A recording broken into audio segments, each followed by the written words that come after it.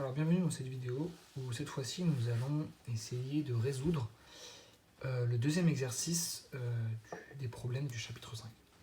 Alors, l'énoncé nous dit qu'un travailleur perçoit les bruits suivants. Donc, pendant une heure, il perçoit 284 impacts à 134 décibels de crête. Ensuite, pendant 3 heures, 726 impacts à 124 décibels de crête. Ensuite, pendant 2 heures, il perçoit 875 impacts à 127 décibels de crête. Pardon. Ensuite, il perçoit 18 000 impacts à 121 décibels de crête. Et ensuite, pendant 1h30, 92 impacts à 110 décibels de crête. Alors, il faut qu'on calcule de deux différentes façons la dose de bruit d'impact de ce travailleur. Donc tout d'abord, en fait, il y a deux données qu'on ne va pas utiliser. Donc tout d'abord, c'est celle-là. Parce que si on remarque, en fait, on remarque que si on divise le nombre d'impacts par le temps qui est exposé ce travailleur à ces impacts, on remarque qu'en fait, il y a beaucoup plus d'un impact par seconde. Donc ce bruit est considéré comme un bruit ambiant, enfin comme un bruit continu, pardon. Donc nous ne pourrons pas l'utiliser pour calculer la dose de bruit d'impact. Donc voilà, donc le numéro 4 ici, nous n'allons pas l'utiliser. Et également le numéro 5, parce qu'en fait, on remarque que la valeur de 110 décibels est inférieure à 120 décibels, qui est le minimum pour ce calcul de DI. Et donc oui, donc un nombre illimité d'impacts est permis pour ce LI là. Donc tout d'abord, la première méthode consiste à utiliser cette méthode là, donc en utilisant la formule de DI qui est la somme des petits NI sur grand NI, donc qui est donc la somme du nombre d'impacts qui ont un niveau LI sur le nombre d'impacts permis à ce niveau.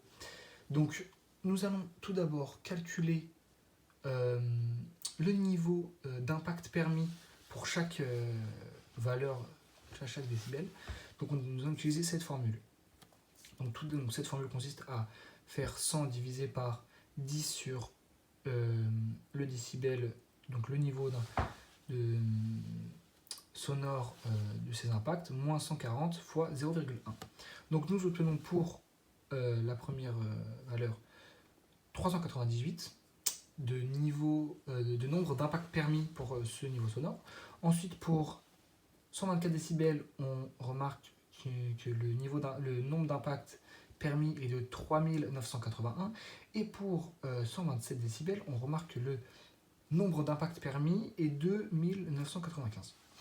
Donc grâce à ça, on peut directement calculer la dose d'impact DI de ce travailleur, donc en faisant tout simplement comme je vous ai expliqué tout à l'heure, en utilisant cette formule, et nous trouvons 1,33. Donc on remarque tout d'abord que ce DI est supérieur à 1, donc ce travailleur ne respecte pas les normes, tout simplement, ça ne correspond pas aux normes.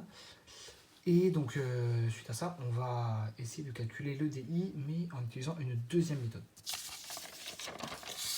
Alors, cette deuxième méthode, elle consiste tout simplement à utiliser un niveau équivalent des bruits d'impact, donc qui est cette formule-là. Donc ce niveau équivalent des bruits d'impact prend en compte le niveau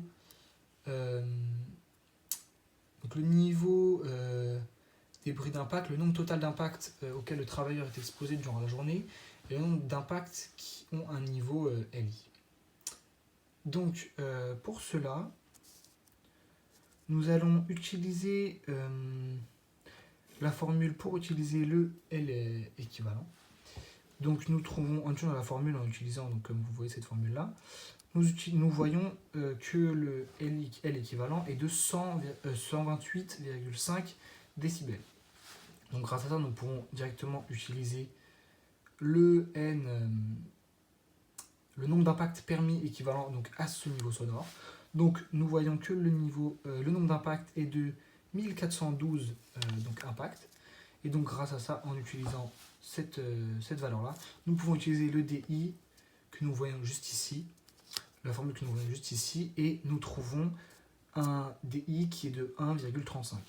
Donc pareil, comme juste avant, la dose d'impact DI est supérieure à 1, donc la norme n'est pas respectée.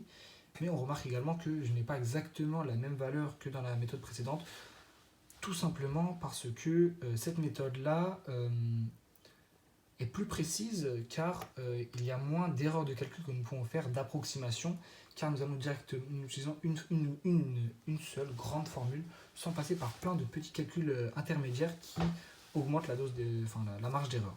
Bon, l'erreur est minime, parce que dans tous les cas, peu importe le résultat, la norme n'est pas respectée, donc nous avons réussi l'exercice.